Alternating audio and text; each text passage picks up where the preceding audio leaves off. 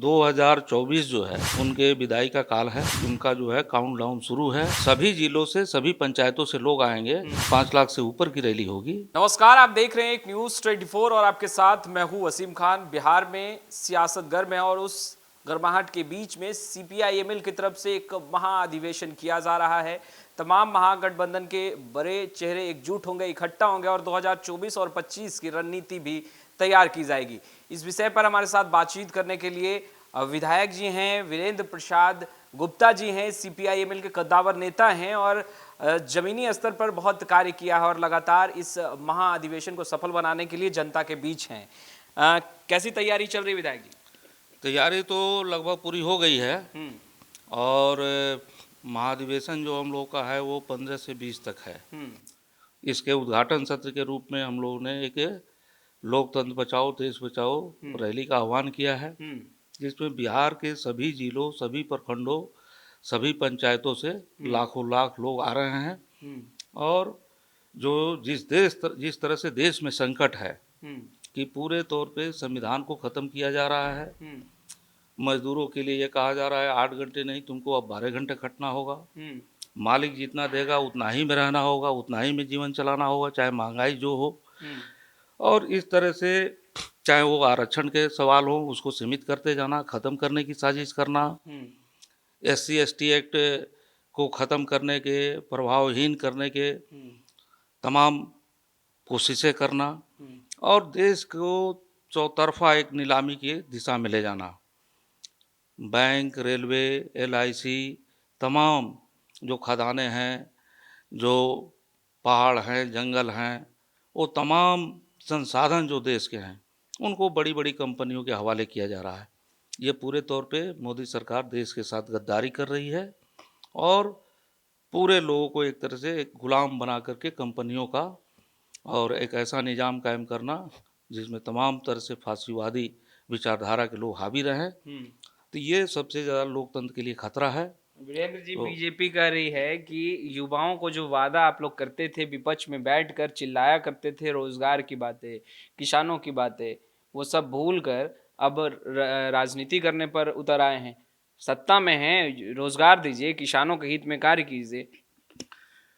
पूरे बिहार में तो इस दिशा में तमाम काम हो रहे हैं, लेकिन जो केंद्र सरकार है जिसने कहा कि प्रति वर्ष हम 2 करोड़ युवाओं को रोजगार देंगे, उसने तो कहीं रोजगार नहीं दिया, बल्कि उसने तो रोजगार को छीना और तमाम जो देश के युवा हैं, तमाम नागरिक जो हैं, मेहनतकश आबादी जो है, उसको उन लोग कंपनियों के गुलाम बना रहे हैं।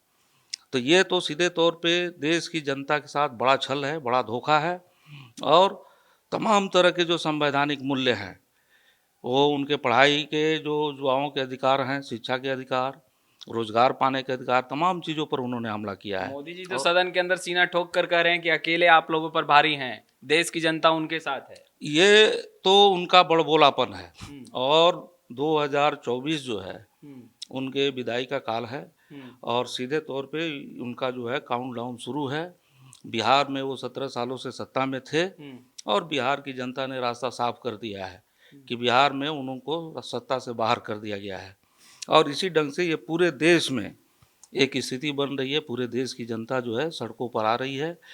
आपने देखा कि बड़े पैमाने पर किसान आंदोलन हुआ, तमाम दलित आदिवासी तबके जो हैं वो सड़कों पर आ रहे हैं, मजदूर वर्ग सड़कों पर आ रहा है और छात्र जुआ, चाहे वो अग्निपथ वाली योजना में भी आपने देखा या रेलवे की बहाली के क्रम में जो धांधली की गई थी आपने उसमें भी देखा।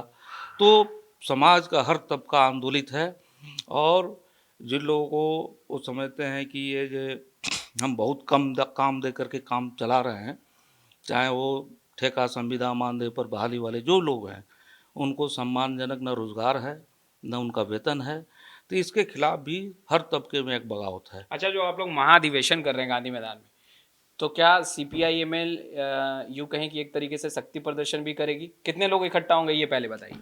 देखिए, ये तो ठीक ठीक अंदाज़ा नहीं कर सकते हम लोग, लेकिन सभी जिलों से, सभी पंचायतों से लोग आएंगे और ये बड़ी रैली होगी, 5 लाख से ऊपर की रैली होगी, ये तय है। विपक्ष को एकजुट करने के लिए भी क्या आप लोगों ने तमाम विपक्षी दल के जो बड़े चेहरे हैं उन्हें बुलाया है?